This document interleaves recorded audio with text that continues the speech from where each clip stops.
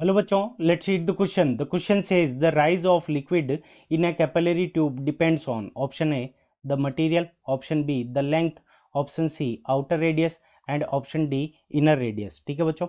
सो इस क्वेश्चन के अंदर हमें ये पूछा है कि जो हमारी कैपिलरी ट्यूब है उसके अंदर जो लिक्विड राइज करता है, तो वो जो लिक्विड राइज करता है तो वो किसके ऊपर डिपेंड करता है. सो इस क्वेश्चन को करने के लिए हम क्या करेंगे, की कंसेप्ट अप्लाई करेंगे.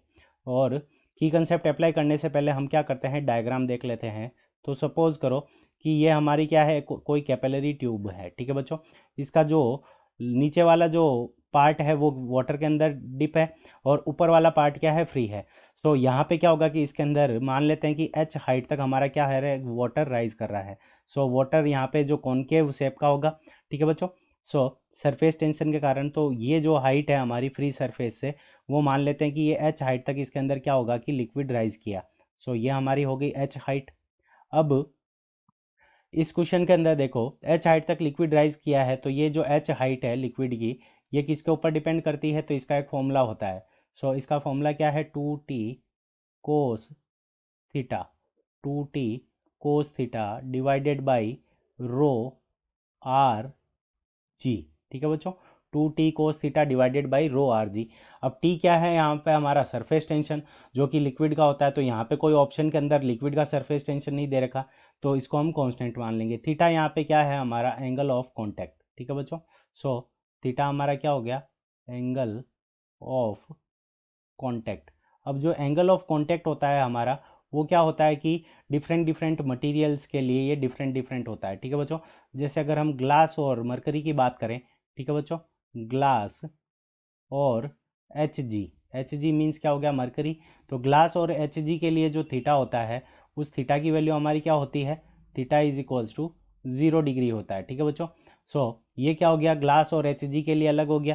और ग्लास और वाटर के लिए 0 डिग्री होता है. और ग्लास और एच जी के लिए जो थीटा होता है वो क्या होता है, ग्रेटर देन 90 डिग्री होता है. ठीक है बच्चों. थीटा की जो वैल्यू होती है वो क्या होती है हमारी, ग्रेटर देन 90 डिग्री होती है.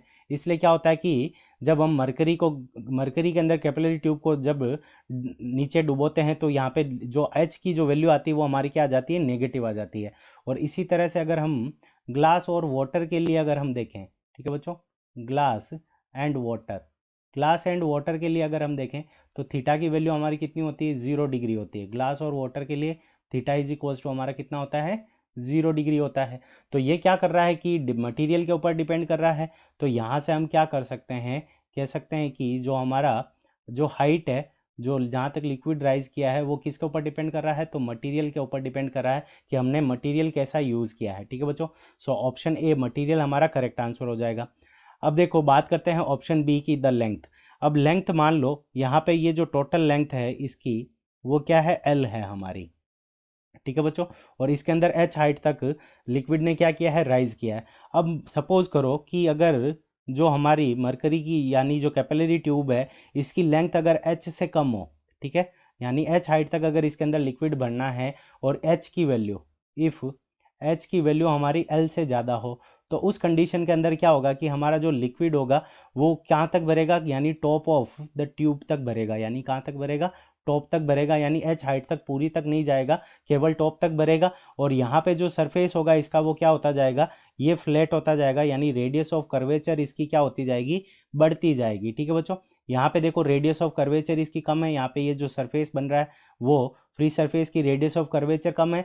पर जब एच की वैल्यू एल से ज़्यादा होगी तब टॉप ऑफ द ट्यूब तक ही हमारा लिक्विड फिल होगा और यहाँ पे जो सरफेस होगा उसकी रेडियस ऑफ कर्वेचर ज़्यादा होगी और फ्लैट होगी. सो देखो यहाँ पे देखो एच हाइट तक बढ़ना चाहिए था, पर यहाँ पे इसकी कैपिलरी ट्यूब की लेंथ कम होने के कारण यहाँ पर केवल एल जो है वहाँ तक ही हमारा लिक्विड क्या करेगा, राइज करेगा. तो इसके ऊपर भी डिपेंड कर रहा है. सो ऑप्शन बी हमारा करेक्ट हो जाएगा. अब आउटर रेडियस के ऊपर डिपेंड नहीं करता, केवल और केवल इनर रेडियस के ऊपर डिपेंड करता है. तो हमारा जो करेक्ट आंसर हो जाएंगे वो हो जाएगा option A, option B and option D. So option A, B and option D, all three are the correct answer of this question. I hope you understood it well. Best of luck. Thank you.